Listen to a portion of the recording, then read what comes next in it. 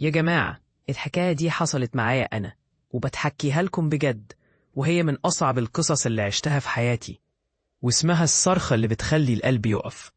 فقبل ما أبدأ، خليكم على علم إن اللي هتسمعوه ده حقيقي ومش هزار، فخليكم مركزين وما تسائلنش وأوعوا تضحكوا أو تتريقوا، لأنها قصة مرعبة جدا. حبيبي، أنا من محافظات الصعيد، وكان عندي صاحب اسمه أحمد، كان دايما بيحب يحكي لي قصص الرعب، ودايما يقول لي إن في أماكن في بلادنا مليانة بالأرواح والأشباح، بس إحنا بنطنش وما بناخدش بالنا. في يوم من الأيام، أحمد قال لي إنه سمع عن مكان في الجبل، مكان مهجور اسمه بيت الصرخة، ومن سمع عنه قال إنه مسكون بأرواح شريرة، وإن أي حد يروح هناك عمره ما يرجع زي الأول. أنا طبعا تميت فضولي وقلت له يلا بينا نشوف الموضوع ده ونتحدى الأشباح ده. فحددنا اليوم وقلنا هنروح هناك بالليل، الساعة 12 بالليل، لما الظلام يطول ومحدش في الدنيا يقدر يلاقينا. جهزنا كاميرا صغيرة وبعض المصابيح وخرجنا من البيت حوالي 11 مساء. وصلنا للجبل وبدأنا نطلع على الطريق الوعر، وكل حاجة حوالينا هادئة، بس إحساس غريب كان بيملأ قلبي، كأني في عيون بتراقبنا من بعيد. لما قربنا من المكان بدأنا نسمع أصوات غريبة، أصوات همسات وصرخات خافتة، كأن حد بيترجى أو بياكل نفسه.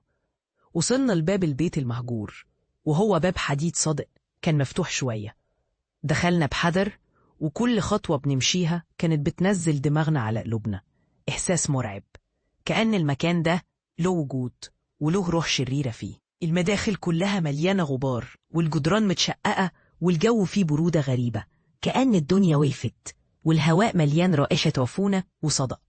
بدأنا نتمشى جوه، وفجأة سمعنا صرخة عالية، صرخة مرعبة كانت بتخترق الصمت وبتخلي القلب يقف. وفعلا صوت الصرخة ده كان ليه طابع خاص، كأنه صوت حد بينادي على حد أو حد بيصرخ من جوه قلبه. وصوتها كان عالي وملوش تفسير، سمعناه من غير صوت وكأنها جاية من عمق المكان.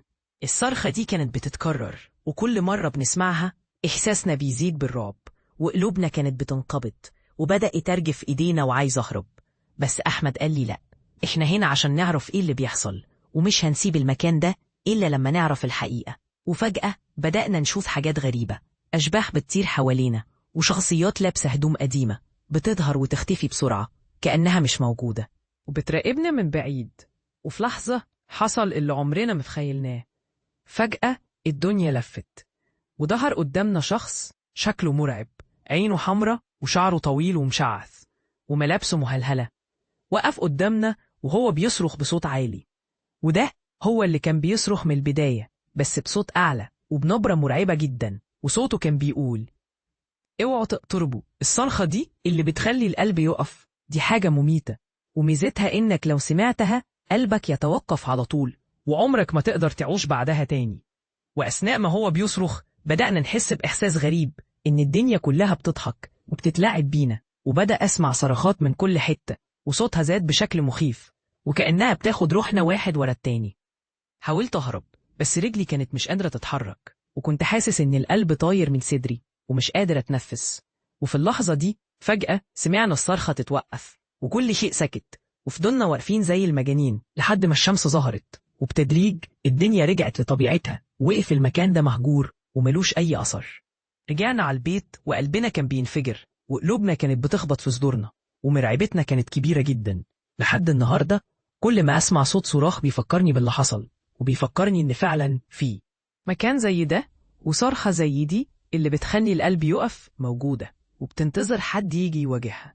فده يا جماعة كان سر الرعب الحقيقي، واللي عمره ما هننساه. وإن شاء الله محدش يجرب يروح هناك، لأن الصرخة دي لو سمعتها هتخلي قلبك يتوقف على طول، وما تقدرش ترجع تاني للحياة.